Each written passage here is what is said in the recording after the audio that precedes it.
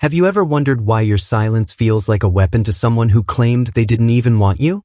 You walked away to save yourself, thinking they would just find someone else and leave you in peace. But instead, the longer you stay gone, the more erratic they become. It's a psychological phenomenon that defies logic, and today, we are going to peel back the mask of that madness. At first, you probably expected them to reach out with an apology or maybe even a standard, "How are you?" text. When that didn't happen, you felt a strange mix of relief and lingering pain. You started to heal, brick by brick, rebuilding the life they tried to dismantle. But then, something shifted in the atmosphere. You felt it before you saw it, a desperate, heavy energy coming from their side. See, you have to understand that to a narcissist, your silence isn't just a choice, it's a direct challenge to their very existence. For years, you were the mirror that told them they were special, powerful, and necessary. Now, that mirror is gone. You've taken the one thing they cannot live without, and the void you left behind is starting to consume them from the inside out. It is terrifying. You might think that after several months, they would have forgotten about you. You'd assume they found a new person to drain, a new supply, to fill the holes in their soul. And while they might have found a temporary replacement, no one can quite replace the version of you they thought they owned. Your long-term absence is a constant, screaming reminder that they actually lost control of you. Think about the way they used to look at you, not as a person with feelings, but as an appliance. When your toaster breaks, you get frustrated. When it refuses to work no matter how many times you hit it, you get angry. This is exactly how they view your no-contact boundary. You are a tool that has suddenly decided to have a mind of its own, and it is driving them into a state of pure, raw panic. It's a slow-burn realization for them. In the beginning, they were probably smug. They thought you'd come crawling back within a week, begging for their crumbs of affection. They counted on your empathy and your trauma bond to pull you back into the orbit of their chaos. But as the weeks turned into months, that smugness turned into a cold, biting anxiety. The silence began to feel like a threat. You're not just gone anymore. You've become a mystery they can't solve. They spend hours stalking your social media from burner accounts, looking for a sign that you're suffering without them. They need to see you're broken to feel whole. When they see you thriving, or worse, when they see nothing at all, it shatters the internal narrative that they are the center of your universe. It hurts them. This is where the going crazy part begins. It's not a medical breakdown, it's an ego collapse. Their entire identity is built on the idea that they are indispensable.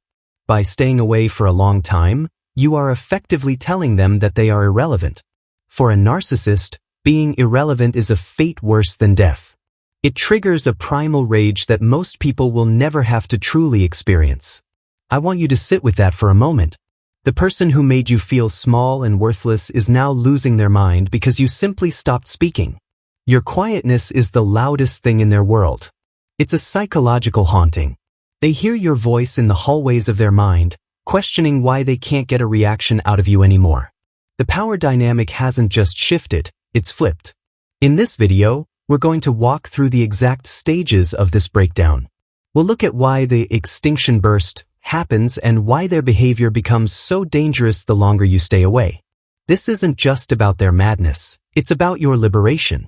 You deserve to know exactly what is happening behind the curtain of their rage so you can finally stop looking back in fear or guilt. To understand why they spiral, you have to look at the narcissist's inner world. It's a barren, dark place. Most people have an internal sense of self-worth that stays relatively stable, but a narcissist is different. They are like a leaking bucket that requires constant pouring of attention to stay full. You were the one doing the pouring. Now that you've stopped, they are rapidly becoming empty. Without you there to blame for their problems, they are forced to look at themselves. And believe me, that is the last thing they ever want to do. When you went no contact, you took away their favorite scapegoat. Now, when things go wrong in their life, they have nowhere to point the finger. The silence acts as a vacuum, sucking them into the reality of their own misery and deep-seated insecurity. They start to feel a sensation known as narcissistic injury. It's an actual psychological wound that occurs when their inflated ego is punctured by reality. Your refusal to engage is a needle that has popped their balloon. As the air hisses out, they feel small, exposed, and incredibly vulnerable. To mask this pain, they turn to the only emotion they know how to use effectively: intense, burning rage. You have to realize that they don't miss you, the person with a soul and dreams. They miss the function you provided. They miss the way you made them feel powerful when you cried.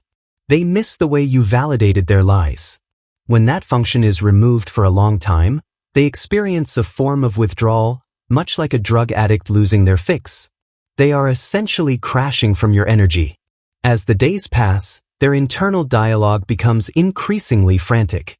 They ask themselves, how dare they ignore me? Don't they know who I am? This entitlement is the engine of their madness. They genuinely believe they have a right to your time and your emotions. When you deny them that right, you are committed a sin in their eyes. You have broken the unspoken law of their private kingdom. They begin to obsess over the why. Did you find someone better? Are you finally seeing through their lies? Have you told people the truth about what happened behind closed doors? This paranoia is a hallmark of the long-term no-contact phase. They assume you are doing to them what they would do to you: plotting, smearing, and destroying. They project their own darkness onto your silence. This obsession starts to seep into every part of their life. They might start performing poorly at work or neglecting their other relationships because they are so focused on your absence. It's a haunting. You aren't there, but your ghost is everywhere. Every time their phone pings and it isn't you, they feel a sharp jab of rejection. It's a death by 1,000 cuts, delivered by a person who isn't even trying. You see, silence is the one thing a narcissist cannot manipulate. They can twist your words, they can use your anger against you, and they can play the victim when you cry. But they can't do anything with nothing. Silence is a blank canvas that they can't paint their lies onto. It leaves them powerless, and for a person obsessed with control, powerlessness is synonymous with actual insanity. They might try to convince themselves that they don't care. They'll post pictures of their amazing new life, hoping you'll see them and feel a pang of jealousy. But it's all theater. If they truly didn't care, they wouldn't be working so hard to prove it. The very fact that they are performing for an audience of one, you, shows just how much your long-term absence is tearing at their fragile foundation. This is the stage where the mask begins to crack permanently. They can't maintain the persona of the charming, cool, and collected individual when they are being starved of their supply. The cracks start small, but eventually, the entire facade begins to crumble. They are entering the danger zone now, where their need for a reaction overrides their need for self-preservation. This is the turning point. This is where things get truly cinematic and, frankly, quite disturbing. The narcissist enters what psychologists call an extinction burst. Imagine a person at a vending machine that has just taken their dollar. They press the button. Nothing. They press it again harder. Nothing. Finally, they start kicking and screaming at the machine. That is what the narcissist is doing to your life right now. Because the polite ways of getting your attention failed, the occasional text, the subtle social media post, they decide to escalate the stakes. They start taking bigger risks. They might show up at your house at 3 a.m. just to talk, or send you a massive, multi-page email detailing every way you've ever failed them. The goal isn't reconciliation. The goal is to get you to break the silence. They will use manufactured crises to bait you. Suddenly, they're in the hospital, or a mutual friend tells you they're in deep financial trouble. They are testing your empathy. They know you're a good person, and they are trying to weaponize your kindness against you. It's a calculated move to see if they can still pull your strings from a distance. They are fishing for any sign of a heartbeat. If you don't take the bait, the crazy moves from desperation to pure hostility. The turning point is when they realize that you might actually be gone forever. This realization doesn't bring them peace. It brings them a sense of total ego annihilation. They feel like they are disappearing because no one is watching them anymore. To stay alive in their own mind, they have to force you to look at them. They might show up at your job or send a mutual friend to check in on you. It's a staged performance. They want to see if the door is still unlocked, even just a crack. If you don't respond, the panic starts to set in. They realize that the person who used to be their mirror has stopped reflecting them entirely. They are looking at a blank wall, and they absolutely hate it. It's chilling. Watch how their language changes during this time. The "I love you and miss you" messages quickly turn into "I always knew you were a cold, heartless person." The flip happens in a heartbeat. This is the narcissist's true face being revealed. The love was always conditional on your compliance. Now that you are no longer complying, the love has been replaced by its true parent, contempt. They start reaching out to your family members or your old friends, spinning a narrative that you've lost your mind or joined a cult. They want to isolate you further, making it seem like they are the only ones who truly care about your well-being. It's a desperate attempt to regain control by proxy. They are trying to build a cage of public opinion around you, hoping you'll fly back to them for safety. The pacing of their attacks becomes erratic. One day, you'll hear nothing. The next, you'll have 20 missed calls from a blocked number. This inconsistency is designed to keep you in a state of hypervigilance. They want you to be looking over your shoulder, wondering when the next bomb will drop. Even if you aren't talking to them, they want to make sure you are still thinking about them. It's a psychological chess match where they are playing against a ghost. You aren't even at the table, but they are screaming at the empty chair. It would be pathetic if it weren't so exhausting for you. The turning point is when you realize that their craziness has nothing to do with how much they love you, and everything to do with how much they hate that they can't dominate you anymore. You are witnessing the death of their influence over you. Like a dying star, they are becoming incredibly bright and volatile right before they finally go dark. It's a heavy, dramatic period of time, but it's also the most important phase of your healing. Their escalation is the proof that your silence is working. It is the evidence that you have finally become the one thing they cannot conquer. When the escalation fails to break you, the narcissist enters the phase of total collapse. This is the dark night of the ego. They have exhausted their toolkit. The love bombing didn't work, the hovering failed, and the initial rage didn't bring you to heal. They are left with a terrifying reality. They are truly alone with themselves. For a narcissist, this is the ultimate consequence of their actions. You might start hearing stories about them spiraling out of control in other ways. Maybe they've started drinking too much, or they're burning bridges with everyone else in their circle. Without you to stabilize them, or to be the container for their toxicity, they are leaking their poison onto everyone around them. They are becoming a social pariah, and the walls are closing in on their false reality. Their smear campaign against you might reach a fever pitch, but it starts to backfire. People begin to notice the obsession. When someone spends 6 months trashing an ex who hasn't said a single word, they start to look like the unstable one. Your silence is now speaking for your character, while their noise is exposing their pathology. They are digging their own grave with their own tongue. It's a harsh truth, but you have to see it. They are suffering. Not the kind of suffering that leads to growth or change, but a hollow, bitter misery. They are mourning the loss of their power, not the loss of your companionship. The consequence of their behavior is a deep, agonizing loneliness that they can never truly escape, because they carry the source of that loneliness inside their own chest. The narcissist's craziness often manifests as a series of reckless decisions. They might jump into a new marriage within weeks, trying to prove to themselves and the world that they are still desirable. But these new relationships are just more band-aids on a gaping wound. They are trying to run away from the silence you left behind, but the silence follows them like a shadow into every new bed they occupy. They become a caricature of themselves. All their manipulative tricks become transparent because they are doing them with such desperation. It's like watching a magician whose hands are shaking so much that you can see the cards hidden in his sleeve. This secret knowledge you once had about them, the feeling that they were dangerous, is now becoming obvious to everyone who cares to look closely. They might try one final, massive Hail Mary play. A fake suicide threat, a legal threat, or a staged, accidental encounter in a public place. This is the bottom of the barrel. It's the final, gasping breath of a dying connection. They are trying to pull you down into the mud with them one last time. They want to make sure that if they are going to be miserable, you are going to be miserable right alongside them.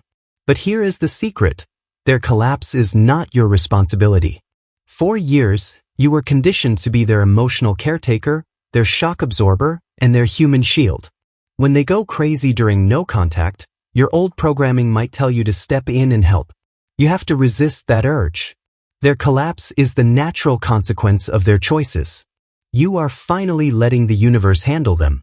The air starts to feel different for you now. The heaviness of their presence is lifting.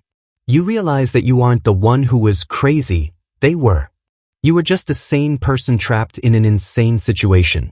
Their breakdown is the final piece of evidence you needed to confirm that walking away was the best thing you ever did for your soul. The consequences are theirs to bear. The freedom is yours to keep. They will eventually go quiet. Not because they've changed, but because they've realized that you are a dead source of supply. You are no longer providing the fuel they need to survive. They will move on to easier prey, leaving behind a trail of wreckage and broken promises. But the mark you left on them, the mark of the person who didn't come back, will stay with them until the very end. We've walked through the fire, and now we're standing on the other side.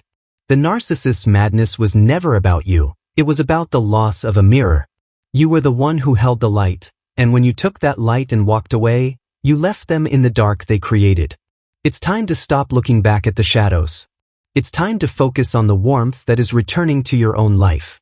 Healing from this kind of psychological warfare is a slow process, but it's the most rewarding work you'll ever do. You aren't just recovering from a breakup, you are recovering from a soul theft.